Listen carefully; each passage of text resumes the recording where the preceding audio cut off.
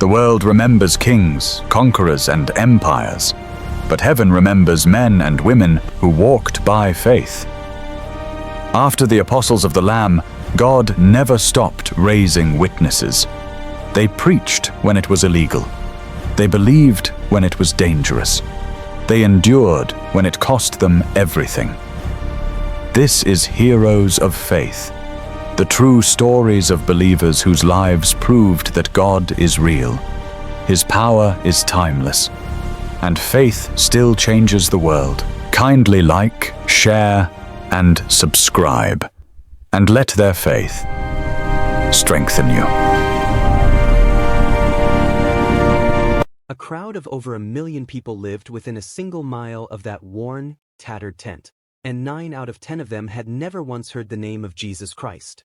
One man stood inside that circus tent, looked out at the empty wooden benches, and felt not despair, but fire.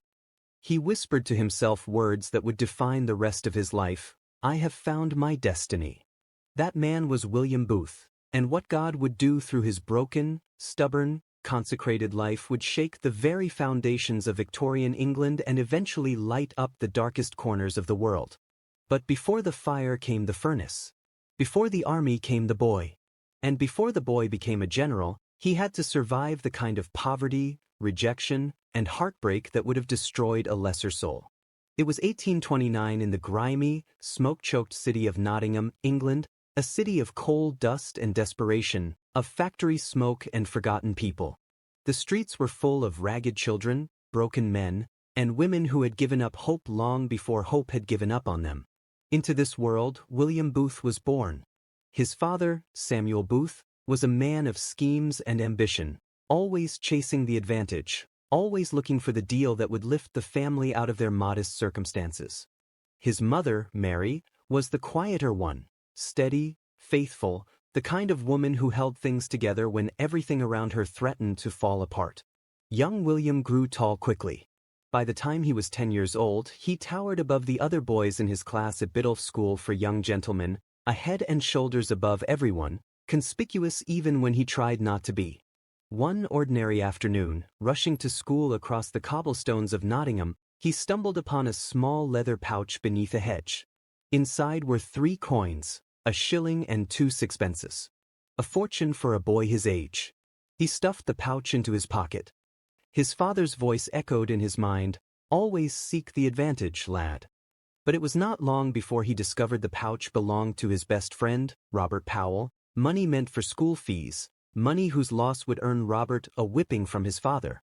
And here is where we catch our first glimpse of the man God was shaping. William did not simply hand the money back.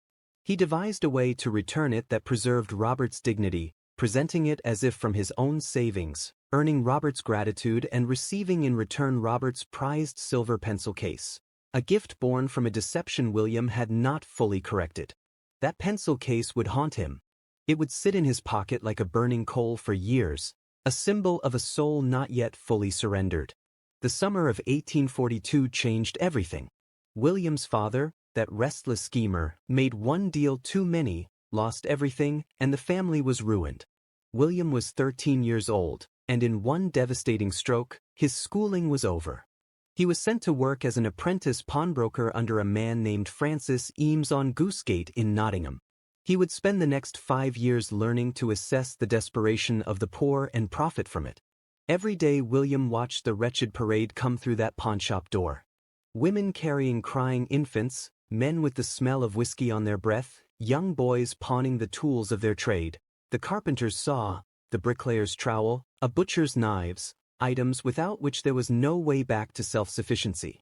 William saw the pattern clearly. First came the umbrellas and the furniture. Then came the plates and the teapots. And finally came the wedding rings. He swept the floors, folded the clothes, watched for ticks and lice in the blankets, and felt something inside him revolt against the whole enterprise. This, he told himself, was a man profiting from people in their weakest moments. This was his father's philosophy: always seek the advantage, applied to human misery. But God was not finished with him yet. Not in the pawnshop. Not in the streets. Not even in the church.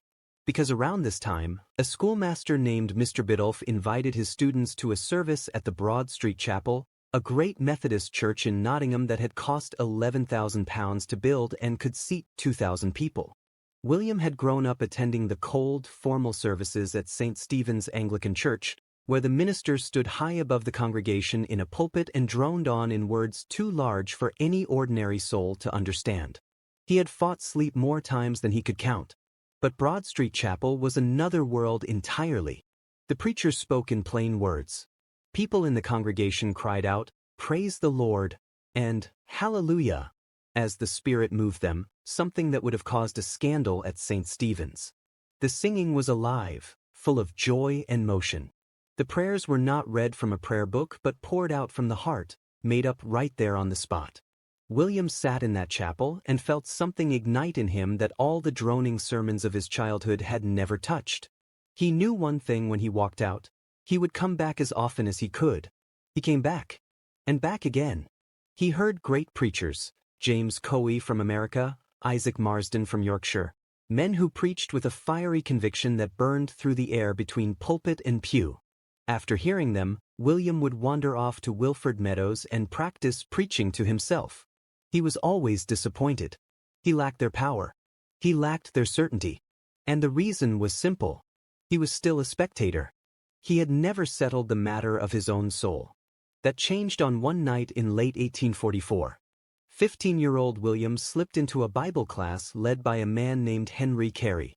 Henry opened with 5 words that landed on William like a thunderclap: "A soul dies every minute." William sat in the silence that followed those words and felt them reach somewhere deep inside him where no sermon had yet gone. What if that soul were his? Did he truly belong to Jesus Christ? Or would he spend his whole life circling the edges of something he never fully entered? The answer that rose within him was not something he manufactured. It was something given. God shall have all there is of William Booth. When Henry Carey invited those who wanted to surrender their lives to God to come to the back of the room, William did not hesitate. He leaped from his seat, rushed to the back, knelt at a wooden table, and poured out his heart. And then something remarkable happened. In the middle of his prayer, unbidden and unexpected, the image of Robert Powell's silver pencil case rose in his mind. He had kept it. He had kept it knowing it was not rightfully his. And in that moment of holy honesty before God, he prayed with the kind of specificity that reveals a genuine encounter with the divine. "God, I promise I will return the pencil case to Robert as soon as I can. And I will even tell him how I tricked him into giving it to me." As those words left his lips, William later said he felt a weight lift from his shoulders so suddenly and completely that he felt lighter than air. He found Robert Powell. He apologized. He told the full truth. He returned the pencil case. And from that night forward, something in William Booth was permanently, irreversibly changed. He no longer had to seek the advantage. He had found something worth more than every advantage in the world: God's will. And now the fire needed somewhere to go. In 1846, 17-year-old William lay ill in bed, his fever subsiding, his restless mind turning over the problem of his useless life. He believed in God with everything in him now. But what could an apprentice pawnbroker do? He had no money. He had no freedom. He could not train for the ministry. He could not even read and study much without his eyes aching. He was beginning to despair that his commitment would amount to nothing when a knock came at the door. It was his friend Bill Sansom, cheerful and breezy as ever, carrying a pudding his mother had baked. And with the pudding came an invitation. He and some other boys from the Bible class had formed something they called the Mission. They were going to preach in the poorest parts of the city on Sunday afternoons and evenings. Would William join them when he recovered? Well, yes, William said. All right. 2 weeks later he was on his feet and marching with the mission into the slums of Nottingham. Most people ignored them. A few men cursed them. But they kept going week after week, until they had established a regular meeting in a widow's cottage on Kidd Street. And one night, it was William's turn to preach. He stood inside that cottage, his hands shaking, 2 candles providing the only light, and he was glad for the dimness so that no one could see how terrified he was. He looked around at the women sitting on whatever they had brought to sit on, small children squirming in laps, clothes that were ragged and stained beyond the hope of any pawnshop value. He took a deep breath. He opened his Bible. And he preached. Something happened in that room. The people were warm. They listened. They wept. And when the meeting ended, William understood something he had not fully understood before. These were his people. Not the congregation at Broad Street Chapel with their rented pews and fine clothes. These were his people. Then tragedy struck. Bill Sansom fell ill with tuberculosis, consumption, they called it. Within weeks the young man who had pulled William into his calling was bedridden, his eyes unfocused, his pillow soaked with sweat. He was taken to the Isle of Wight for the sea air. 3 months later he was dead. The boys of the mission, bereft of their leader, turned and looked to William. And William, who had always believed himself to lack Bill's natural charisma and ease with people, discovered that grief has a way of burning away what is not essential and leaving only what is real. He stepped into his dead friend's shoes and found that they fit. Not long after, he came face to face with one of the most notorious drunks in Nottingham's slums, a man called Jack, a broom seller with a terrible temper who beat his wife and children regularly and spent every penny on drink, leaving his family to survive by selling recycled tea leaves dyed green to look fresh. No one gave Jack any hope. But William preached on a street corner near him one day, and something happened that made the whole street go silent. Jack fell to his knees, crying out, "God, forgive me, for I am a terrible sinner." William got down on his knees beside him right there on the cobblestones and led him to God. And Jack was changed. Not slightly changed. Transformed. The change in him was so undeniable, so visible, so shocking to those who knew him that other men in the slums began to stop and listen when William preached, and they too found themselves on their knees on those hard stones, asking God for the same thing. But then came the problem that would define the rest of William Booth's life. What do you do with the converts? He urged them to go to church. Any church. There were plenty of churches in Nottingham. But the response from Jack's wife said everything, "We don't have anything to wear, 'cept what we got on. And there ain't nobody wants us to show up on Sunday looking like this, or smelling like it either." William refused to accept that. He marched a group of his slum converts right into Broad Street Chapel one Sunday morning, leading them down the aisle to the empty rented pews at the front. He watched as the banker's wife raised a handkerchief to her nose. He watched as the congregation slid away from the fishmonger's wife still wearing her bloody apron. And when the service was over, no one came to greet them. The Reverend Dunn called William into the rectory. 5 church deacons were waiting. They explained, with remarkable patience for men saying something so remarkable, that it was not appropriate to bring the riffraff off the streets to sit in rented pews. They suggested that if the poor must come, they should come through the back door and sit behind a curtain where they could not see the service but could hear it. And perhaps, they added helpfully, someone could make sure they bathed first. William looked from face to face around that room, hoping to find even one glimmer of encouragement. There was none. He stood up. "I am sorry that you are troubled by new converts," he said quietly. "I doubt you will see them again anyway. It was very difficult to convince them that they would be welcome in a proper church, and I see they were right and I was wrong. Good day to you, sirs." He walked out. He walked for most of the afternoon. And in that long, solitary walk through the streets of Nottingham, something crystallized in William Booth's soul. The church would not go to the poor. Then he would take the gospel to wherever the poor were, in whatever form necessary, without apology, without permission, and without end. By 1849, with his apprenticeship completed and no work to be found in Nottingham, William boarded a train for London at the age of 20, having never been more than a few miles from his hometown. He arrived to discover his older sister and had become an alcoholic, living in squalor with her husband Francis, who was no better. He stayed with them only briefly before moving into lodgings above a pawnbroker's shop in Kennington, back in the trade he despised, because it was the only one he knew. But every night after work, he was in the streets, preaching on the common. Every Sunday was given to prayer meetings in the poorest areas of the city. His preaching caught the attention of the Methodist Church, and he was made an official lay preacher, recognized, but unpaid. He applied to become a full-time minister and was rejected on the grounds that he showed insufficient interest in the intellectual aspects of Christianity. He came dangerously close to applying for a post as chaplain on a convict ship to Australia, so desperate was he to find his place. But the thought of abandoning his widowed mother and sisters stopped him. Then, on a Sunday in March 1852, William preached at Walworth Road Chapel, and in the congregation sat a self-made millionaire named Edward Rabbits, a man who had started a bootmaking business with 2.5 borrowed shillings and built it into an empire. Rabbits invited William to tea that afternoon and got straight to the point. William must leave pawnbroking and devote himself wholly to preaching. He had a unique gift and it was being wasted. And to make it possible, Rabbits would pay him 20 shillings a week for the first 3 months. William could barely speak.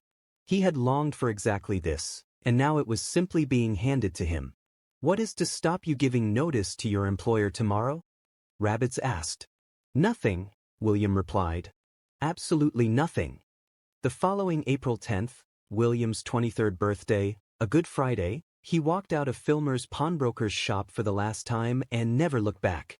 That same day, introduced by Edward Rabbits at a tea meeting at Cooper Street School, William Booth met Catherine Mumford.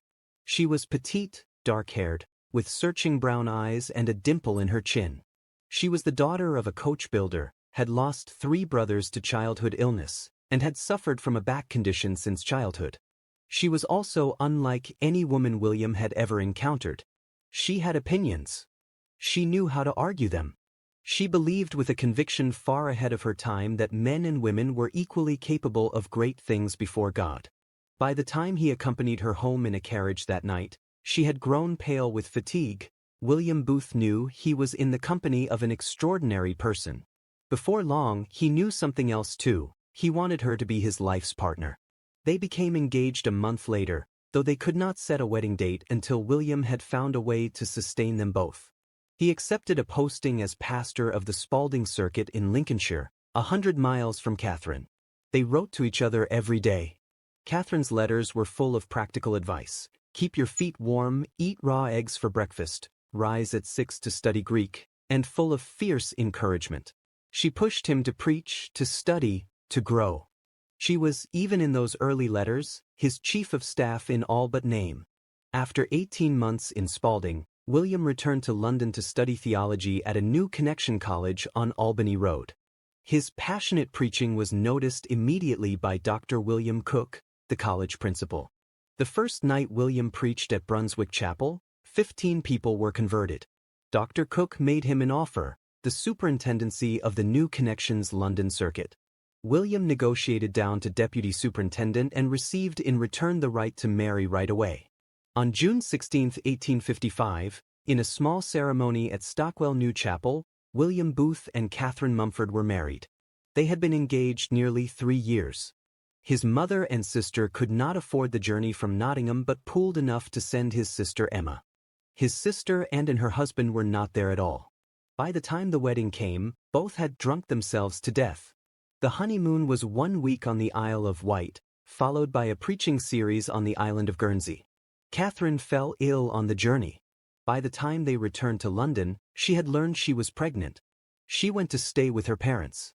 William pressed on alone, preaching through Lincoln, Bristol, Manchester, and Sheffield, developing as he went a remarkable system for caring for converts, inviting them to the communion rail, having deacons escort them to a side room, recording their names and addresses, pairing them with established believers who would bring them a Bible and help them grow. It was revolutionary. What was the use, he argued, of saving a soul unless you made sure it was nurtured and fed? On March 8, 1856, Catherine gave birth to their first son, William Bramwell, named after an evangelist who had preached through northern England. The following year came Bollington. Then Catherine in 1858. Then Emma in 1860. Then Herbert in 1862. Then Marion in 1864. Then Evangeline on Christmas Day, 1865. Then Lucy in 1868. 8 children in 12 years, and Catherine and William raised every one of them in the fire of ministry. There were moments of immense pain woven through those years. Young Marion contracted smallpox and was left permanently damaged, suffering from fits, less alert, never quite the same again. Bramwell, tall and shy and partially deaf, came home from school one day bloodied from head to foot.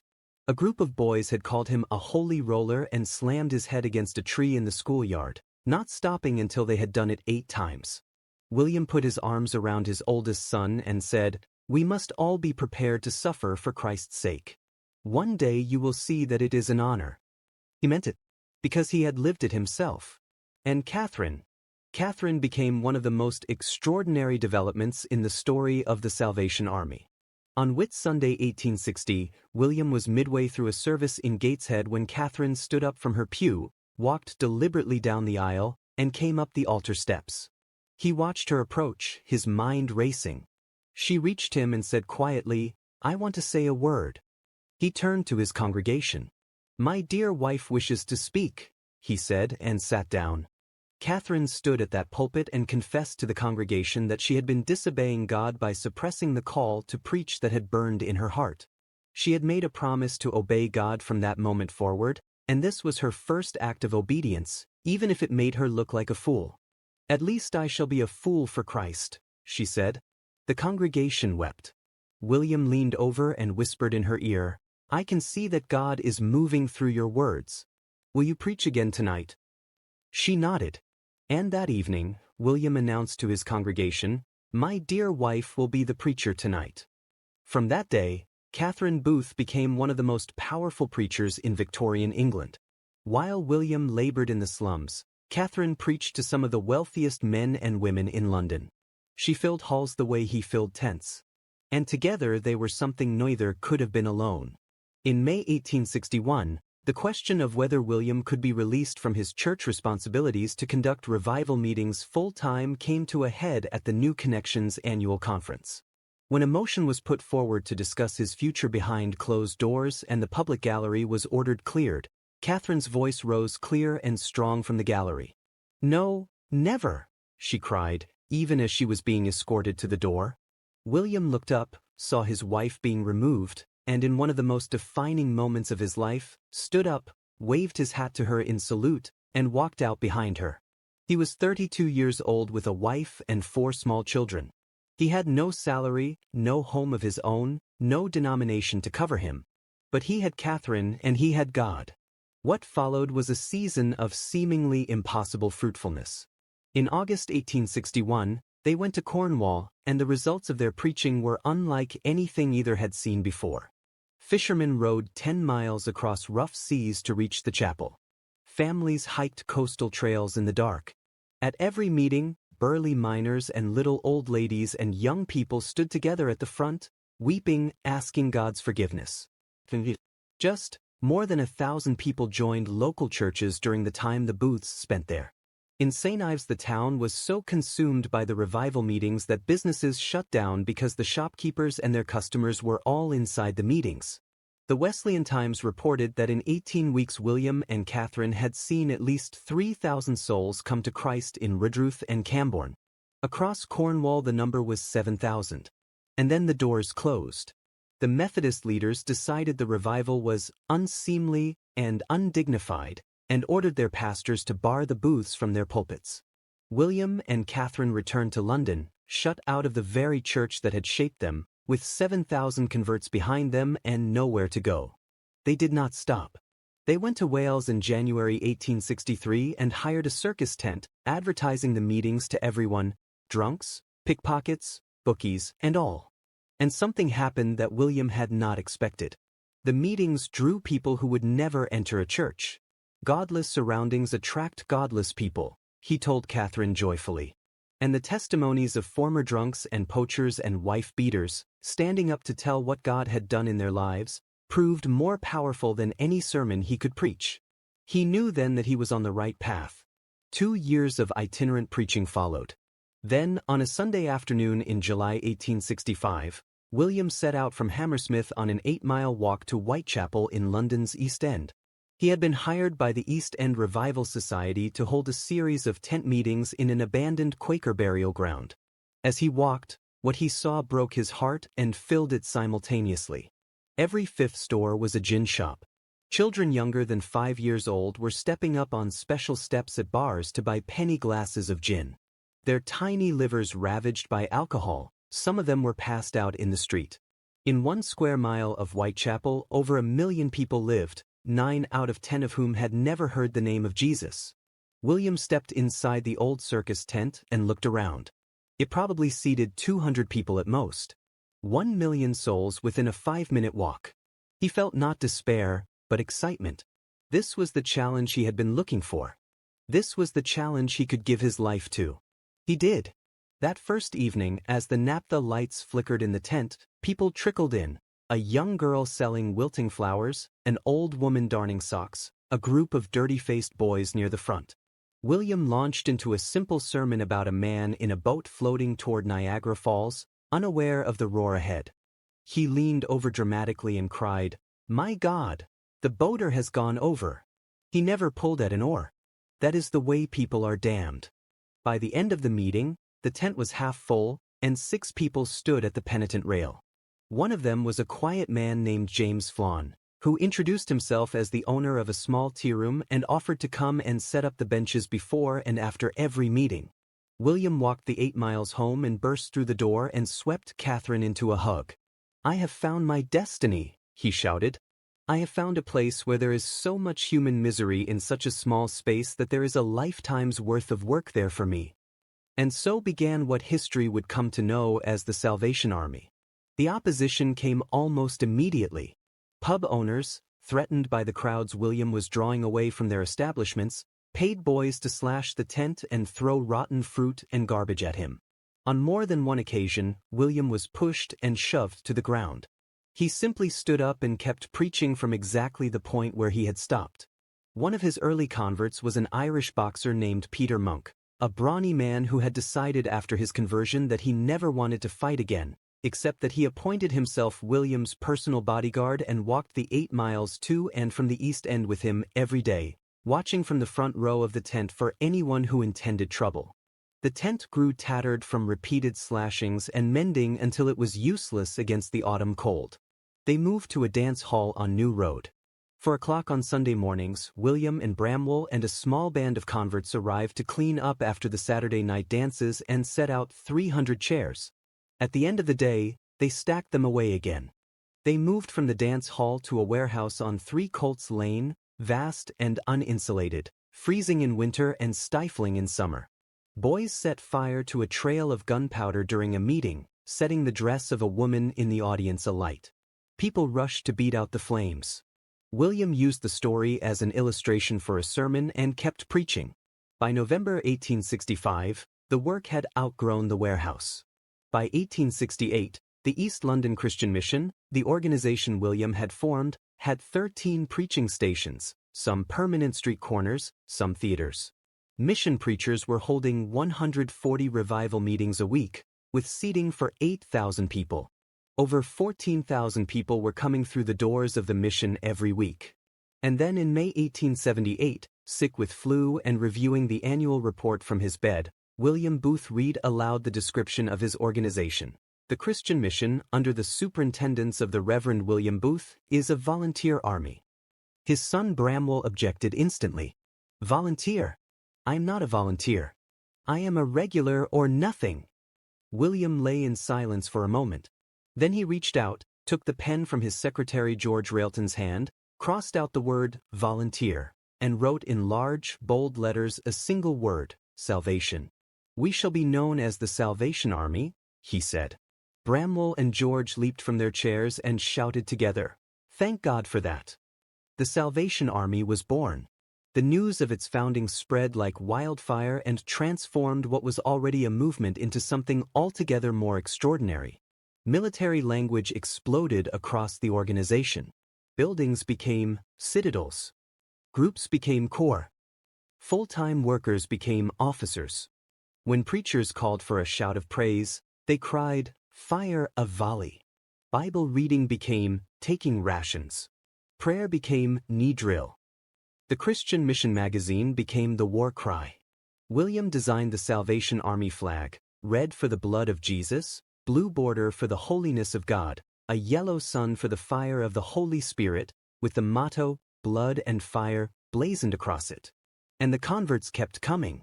A former escape artist who had done Houdini-like shows now wore the Salvation Army uniform and drew crowds with a sermon entitled, "Trap Doors to Hell." A man who had been in the Royal Navy wore a suit sewed down the middle, half sailor, half Salvation Army uniform, and gave a mini-sermon to anyone who asked about it.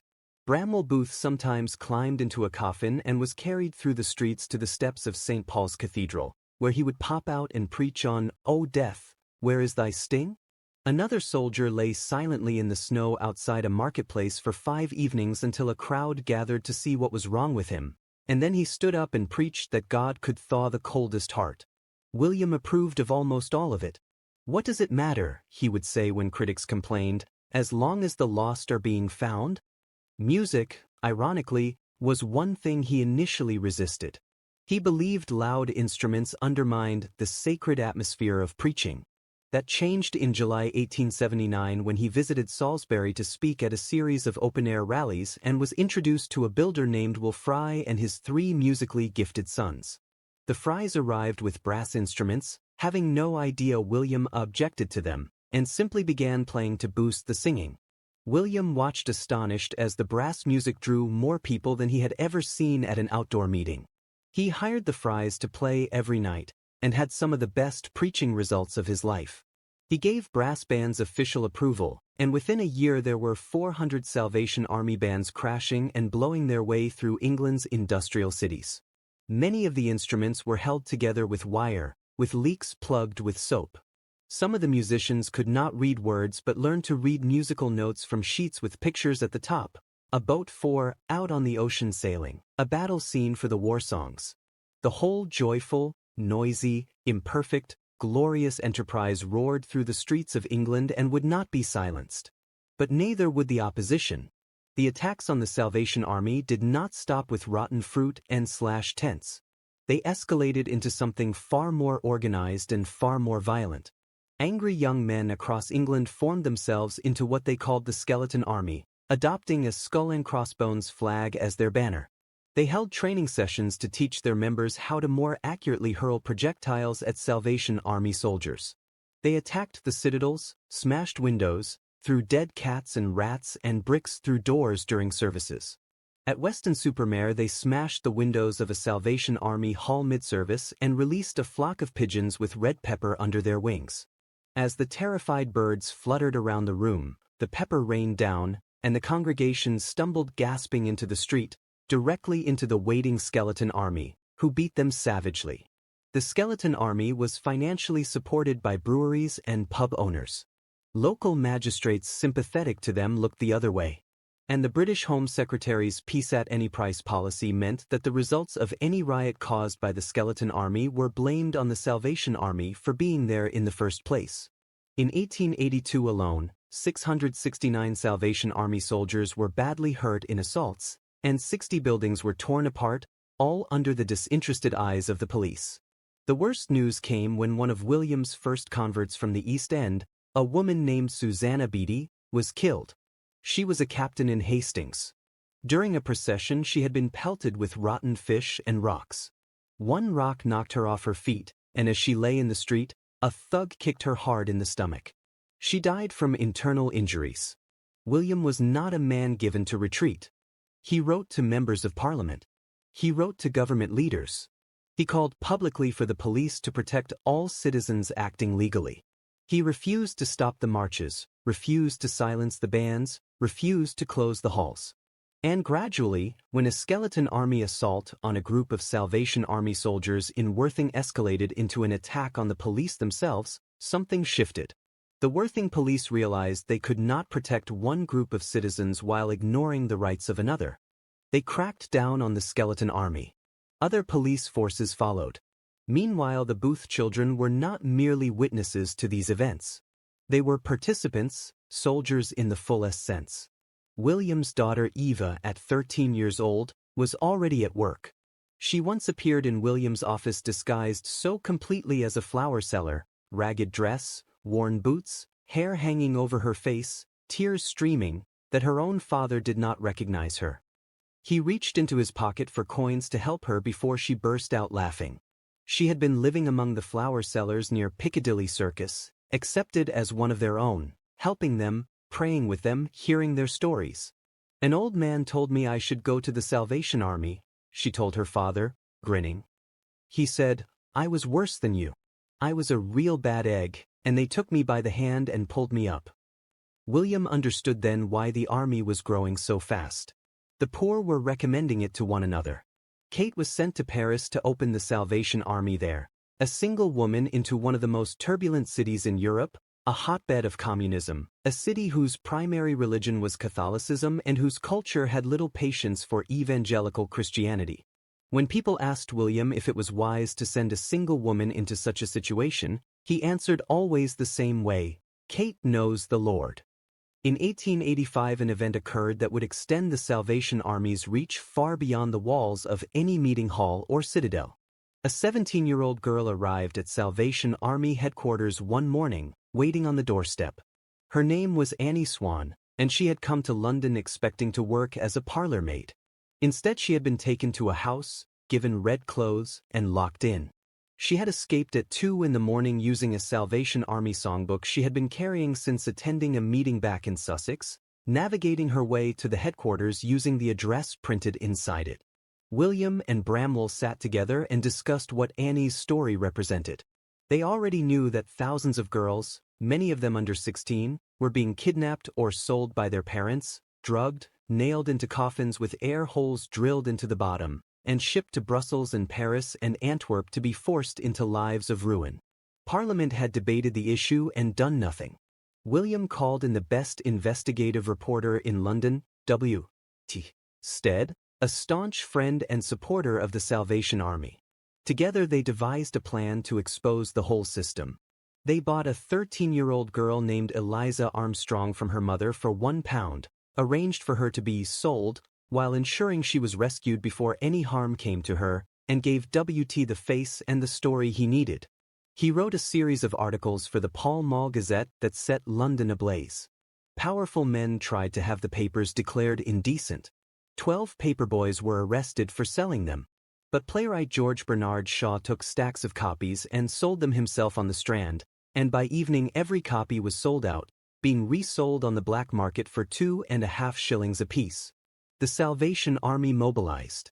Officers across England collected signatures on a petition demanding Parliament raise the age of consent from 13 to 16 and give police the right to inspect premises where girls might be held captive.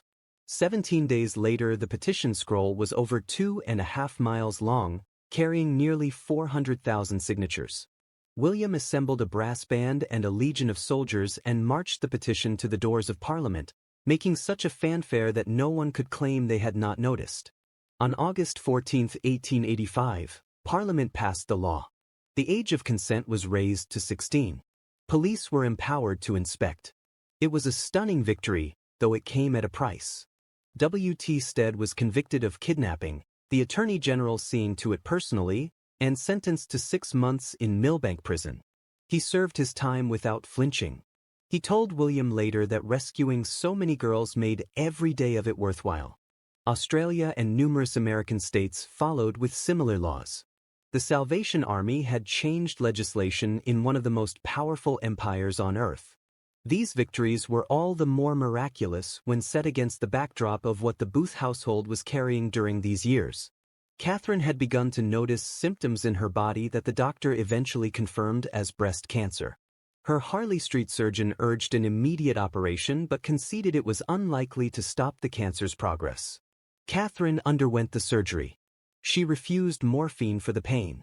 And as weeks turned to months, William watched the woman who had been his constant companion, his co-general, his dearest friend, grow weaker. She still wrote. When her hands grew too weak to hold a pen, she dictated letters to Staff Captain Carr, letters of encouragement to officers all over the world, letters that kept the fire in the hearts of people who would never know the degree of pain from which those words were written.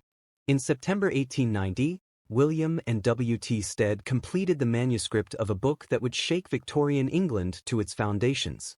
They called it In Darkest England and the Way Out. It drew its title and its moral urgency from a comparison to Henry Morton Stanley's famous book about the unexplored jungles of Africa. William asked his readers, "If we are captivated by human suffering in another continent, why are we unwilling to confront it at our very door?" 10% of England's population lived in desperate poverty. He called them the submerged tenth, and he outlined in meticulous, heartbreaking detail the lives they lived: the men sleeping under newspapers on London Bridge, the tailor moved on by police from Covent Garden, the woman who had nowhere to make the tea she had bought because she had no money for a lodging house. And then he proposed solutions. The book ended with what he called the cab horse charter, the argument that every human being deserved at minimum what London extended to a fallen cab horse: help back onto its feet, food, shelter, and work. The book was published 3 days after Catherine's death, into the howling grief of William's heart and the howling outrage of the British press. By the end of the first month, 90,000 copies had been sold. Some called him a childish idealist and a dangerous socialist. Thomas Huxley, the champion of Darwinism, wrote 12 furious letters to the London Times denouncing everything about William Booth and his army. Winston Churchill vigorously agreed with William.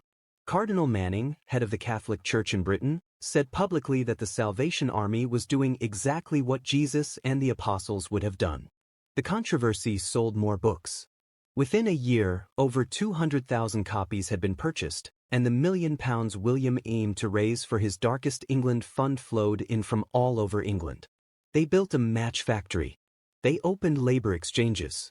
They established food depots where the starving could buy a potato pie for 3p and get a warm bed for 4p.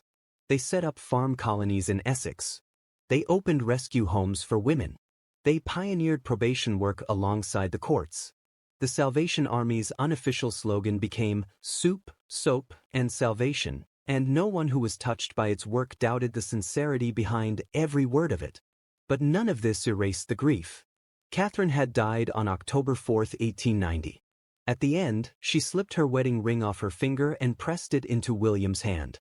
"By this token we were united for time," she said, looking into his eyes, "and by it now we are united for eternity." More than 50,000 people filed past her coffin in 5 days. At her funeral at Olympia Hall, attended by 36,000 people, William Booth stood in the open carriage behind her hearse for 4 hours, ramrod straight, and never sat down once.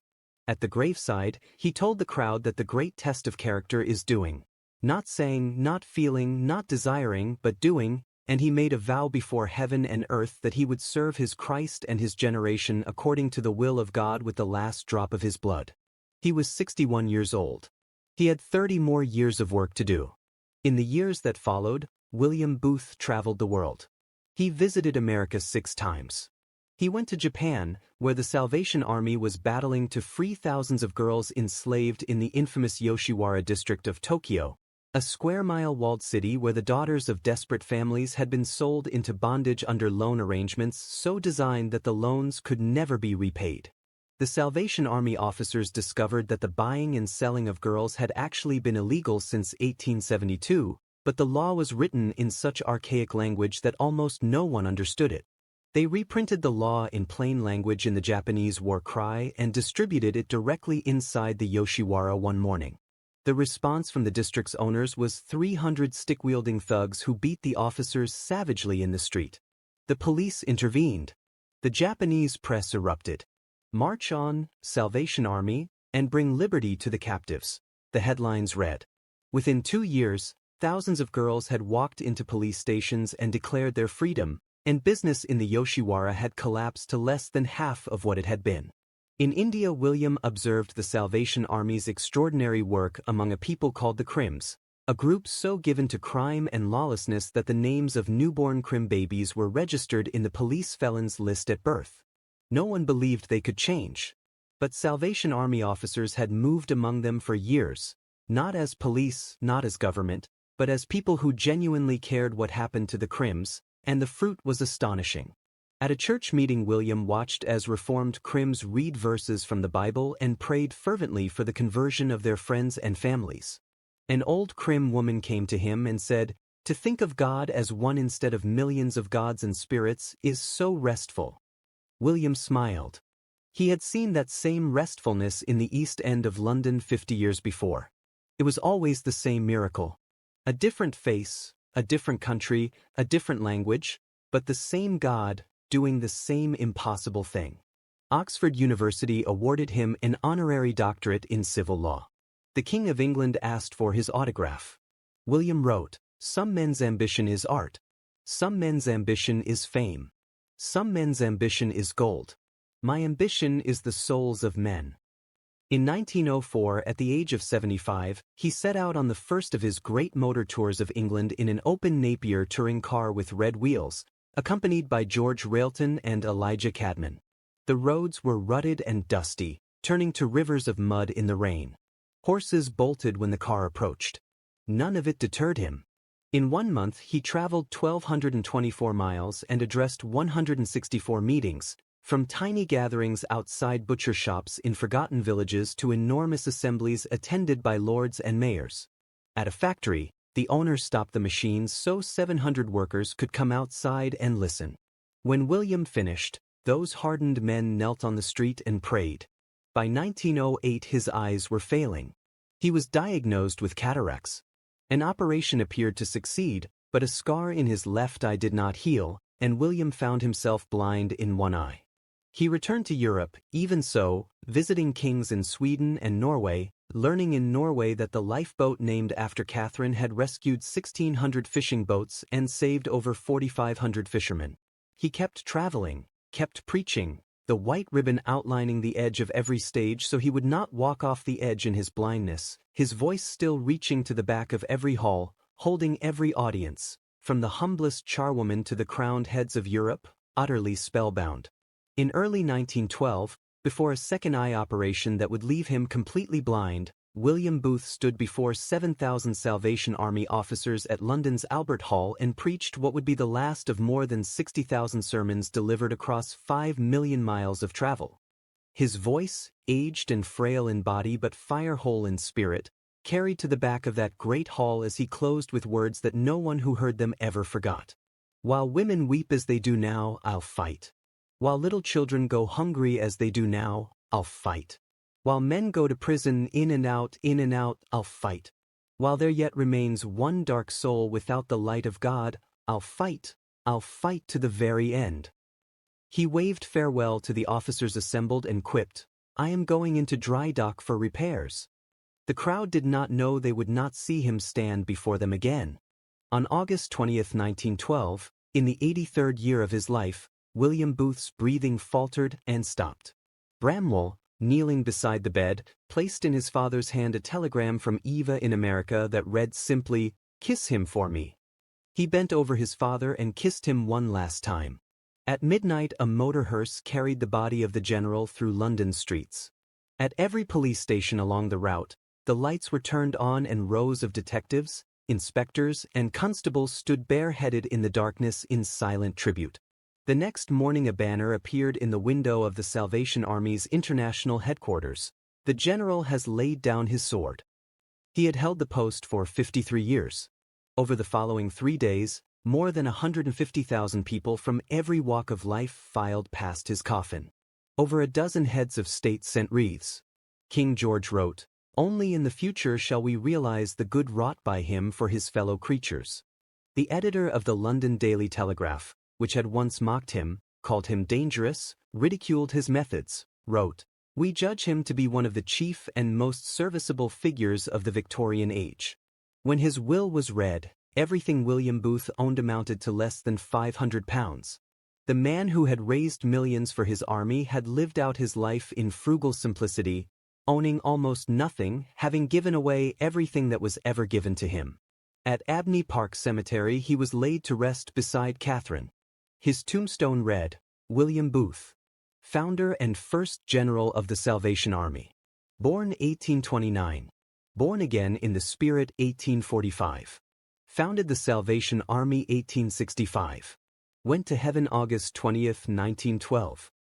Many years later, on a rainy evening in 1935, General Evangeline Booth, William's daughter, then leading the Salvation Army as its fourth general, stood sheltering on an old railway platform, her voice hoarse from preaching, waiting for her driver to fix a broken-down car. A policeman approached and told her there was an old man below who had come 200 miles to see her. He was 93 years old and could not climb the stairs. Eva came down. The old man's back was bent, his face weathered and leathery. He reached out and took her hand and held it tightly. "You are the spitting image of your father," he said. "I was a lamplighter when I was young. I happened on your father when he was inspecting a tent on the old Quaker burial ground. Something about him drew me over. I offered to help him string the lights in the tent." He stopped and took a long breath. "And I'll never forget what he said to me that night." Eva leaned forward. The old man's eyes were alive with the memory. He said, "You mark my words. One day they will be stringing lights just like these around the world." And so they were. From that worn, tattered tent in Whitechapel to 80 nations, 16,000 evangelical centers, and 3,000 social institutions, schools, hospitals, orphanages, homeless shelters, rescue homes. The lights of the Salvation Army burned in the darkest places on earth. All because one consecrated, stubborn, fearless, broken and healed young man from Nottingham knelt at a wooden table in the back of a Methodist chapel, gave God everything he had, which wasn't much, and trusted God to do what only God could do with a life fully surrendered. The lesson is not complicated. It does not require a great education or a fine pulpit or a wealthy denomination behind you or an invitation from respectable people. It requires one thing. What God said to William Booth that night is what he says to every one of us. God shall have all there is of you. When he gets that, when he really gets that, there is no slum too dark, no opposition too fierce, no empire too entrenched, no soul too far gone to be reached by the fire he lights in one consecrated life. William Booth did not change the world. He gave God the only thing he had, and God changed the world through him. May we dare to do the same. If this story stirred something in your heart, if it reminded you that God still uses broken, ordinary, fully surrendered people to do extraordinary things, then please do not keep it to yourself. Like this video, share it with someone who needs to hear it today, and subscribe to this channel so you never miss a story of the heroes of faith who walked this earth before us. And drop a comment below. We would love to know where in the world you are watching from, and what God is saying to your heart through the story of William Booth.